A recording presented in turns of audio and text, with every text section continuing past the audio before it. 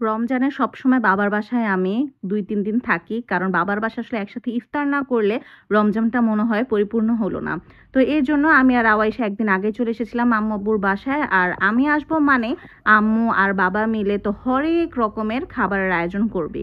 আপনারা সবাই দেখেছেন যে এই রোজায় কিন্তু আমি খুবই হেলদি ডায়েট ফলো করেছি। ইফতারেও খুবই হেলদি খাবার খেয়েছি এবং সেহরিতেও একদম নামে মাত্র খাবার খেয়েছি। ওই রাতে তো খাই নাই।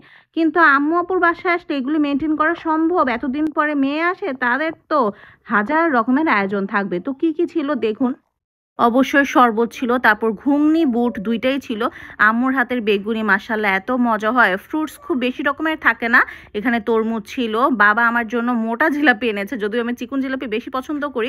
বাট এই দোকানের জিলাপিটা না এত ইয়াম ছিল। আম্মু কলিজা সিঙ্গারাও করেছিল। একটা নতুন আইটেম করেছে, দেখাচ্ছি একটু পরে। আম্মু চপ সবসময় ২ রকমের করে। একটা করে হচ্ছে ডিমের চপ, আরেকটা করে চিকেনের চপ। আর এই আইটেমটা হচ্ছে ব্রেড চপ। এটা পাউরুটির মধ্যে চিকেনের স্টাফিংস দেয়া, সাথে ভেজিটেবলসও আছে। তারপরে ডিম দিয়ে কোট করে আবার এটাকে ফ্রাই করা হয়। এটা অনেক ইয়াম ছিল। শসা ছিল, খেজুর ছিল, বড়া টোড়া এগুলো তো থাকেই। আম্মুর বড়াটা হচ্ছে একদম পাতলা করে চ্যাপ্টা চ্যাপ্টা করে, তো ভাতের সাথে খেতেও খুব ভালো লাগে। আর ঘুগনি হচ্ছে বাবা সবসময় মুড়ি দিয়ে মাখায়, আর বুট তো নর্মালি খায়। তো আসলে অনেক রকমের আয়োজন ছিল। আর আম্মু আব্বু আগে থেকে জানতো যে আমি ওইদিন আসবো, তাই আসলে তাদের সেরকম প্রিপারেশনে ছিল। আর যেটা বললাম, বাবা হচ্ছে এত মজা করে একটা ঘুগনি মাখায় মুড়ি দিয়ে, সেটা খেতে কিন্তু অনেক ভালো লাগে। যদিও আমি এত মুড়ি মাখানোর ফ্যান না, আমি একটু আলাদা আলাদাই সব কিছু খেতে পছন্দ করি। মুড়ি মাখানো আমি একদমই খাই না, বাট বাবার হাতের মাখানো বলে কথা, সবাই মজা করে খাচ্ছিলাম। আর এটা হচ্ছে সেই ব্রেড চপটা। এইটা ভেতরের স্টাফিংসটা মানে একদম মুখে লাগার মতো। আমার আম্মুর হাতের প্রত্যেকটা রান্না আসলে সবার কাছেই সবার আম্মুর হাতের রান্না ভালো লাগে, বাট আমার আম্মুর হাতের রান্না আমার কাছে অনেক ভালো লাগে। এজন্যই তো দেখুন না, এই যে ইফতারির টাইম শেষ, তারপরও ঘুরে ঘুরে এটা ওইটা খাচ্ছি। কারণ ইফতারির টাইমে না আসলে এত কিছু খাওয়া যায় না। আমি ইফতারের টাইমে এত পানি আর শরবত খাই যে ওই টাইমে তেমন কিছু খাওয়াই হয় না। এরপরে ঘুরে ঘুরে আসলে এটা সেটা খাওয়া হয়। আমি রিলটা পোস্ট করার পর অনেকে বলেছেন যে, "আপু এগুলো যদি খান তাহলে তো আরও মোটা হয়ে যাবে।" ভাই, আপনারা কি রমজান মাসে জীবনে চপ বেগুনি খান নাই? আমি রমজান মাসে একদম হাতে গোনা অল্প কয়েকদিন খাইছি, বাট আম্মু আব্বুর বাসায় আসছি। তো তারা তো এগুলোর আয়োজন করছেই। আর শুধু কি তাই, রাতের বেলায় দেখুন কি, কি রান্না করছে। এখানে ছিল খিচুড়ি, গরুর মাংস, ডিম ভাজি, আর এই বড়া তো ছিলই। যদিও আমার ইচ্ছা ছিল যে সেহরিতে একটু ভাত দিয়ে বড়া খাবো, কারণ আম্মুর হাতের বড়াগুলো না ভাত দিয়ে খেতে খুবই মজা লাগে।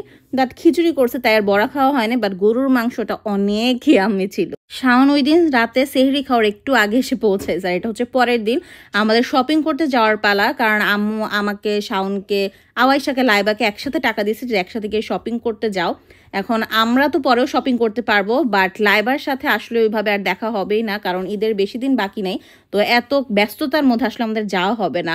তো লাইবার জন্যই মেনলি আজকে আমরা হচ্ছে শপিং করতে বের হব। বাট সবচেয়ে মজার ব্যাপার হচ্ছে, যেহেতু সব টাকা আমার থাকে, একমাত্র লাইবারটা বাদে শাওনের আর আওয়াইশার শপিং কি হবে সেটা সম্পূর্ণ ডিসিশন আমার। শাওন তো পুরো টাকা আমাকে দিয়ে দিছে যে তুমিই কেনো, আমার কোনো কিছু কেনা লাগবে না। And I was like okay ঠিক আছে, তোমাকে আমি পরে একটা কিছু গিফট করে দিব না। তো শাওনের টাকাও আমার। আর আওয়াইশার শপিং আমি আগেই করে ফেলছি, এখন আরও কয়েকটা কিনবো, তো দেখা যাবে। মোটামুটি বলতে পারেন যে সব টাকা আমারই। আমরা শপিং করতে গিয়েছিলাম সীমান্ত সোমবারে। এত আমাদের হেক্টিক স্কেডিউল ছিল, কারণ ওইটা ছিল জুম্মার দিন, এবং জুম্মার দিনে জুম্মার নামাজের পরে আমরা বের হয়েছি। আদারওয়াইজ নামাজ নিয়ে একটু ছেলেদের প্রবলেম হয়ে যাবে। এরপরে ইফতারের আগে আমাকে পৌঁছাতে হবে, কারণ জামাইয়ের আজকে শ্বশুর বাড়িতে রোজার মধ্যে প্রথম ইফতার। তাই ইফতার ওই বাসায় তাকে করতেই হবে। ২-২.৫ ঘন্টার মধ্যে কিভাবে যে শপিং করে ধানমন্ডি থেকে আমি ফেরত যাব জানি না। তো আমরা একদম অনলাইনে পেজ সিলেক্ট করে গিয়েছিলাম যে এই কয়টা শপে আমরা ঢুকবো, এবং ড্রেসও পছন্দ করে গিয়েছিলাম।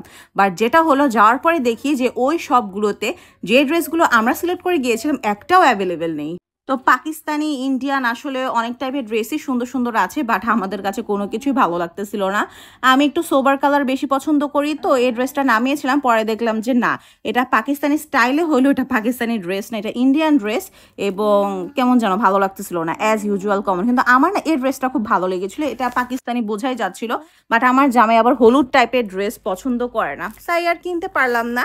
এই ড্রেসটা আমার এত ভালো লাগছে, বাট এটা আবার হাতে ফিটিংয়ে হয় না। এরপরে আমাদের সময় একদম শেষ, আমরা বের হয়ে গিয়েছি যে কোনোভাবে হোক আমাদের তো বাসায় পৌঁছাতে হবে ইফতারের জন্য। বাট দেখুন ভাগ্যের নিয়তি কি, আমাদের গাড়ি নষ্ট হয়ে গিয়েছে। আমাদের ড্রাইভার আর শাওন দুইজন মিলে গাড়ি ঠেলতে ঠেলতে আমরা ট্রাই করতেছি গাড়িটা যাতে একটু সামনে আগানো যায়, বাট কোনোভাবেই সেটা সম্ভব হচ্ছে না, কোনোভাবেই গাড়ি স্টার্ট হচ্ছে না। এবং ধানমন্ডিতে আপনারা জানেন মেন রোডে কিন্তু গাড়ি একদমই রাখা যায় না, কোনোভাবে গাড়ি ঠেলে ঠুলে তারা একটা গলির মধ্যে গাড়িটাকে পার্ক করলো।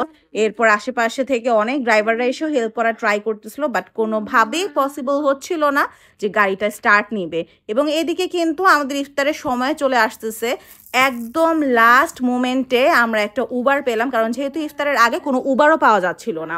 এখন কি করব, ইফতারের মাত্র বাকি আর 15 মিনিট, আমরা রাস্তার মধ্যে জাস্ট একটা জুস কিনে নিলাম যে কোনোভাবে আমরা জাস্ট রোজাটা ভাঙি।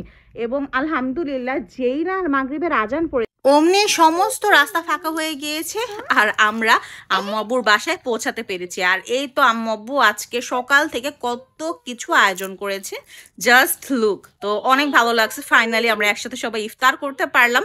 আর এই তো ছিল আম্মু আব্বুর বাসার একটা ভিডিও। আমার আম্মা আব্বার বাসার রমজানের ভিডিওটি সবার কেমন লাগলো জানাবেন। Thank you for watching.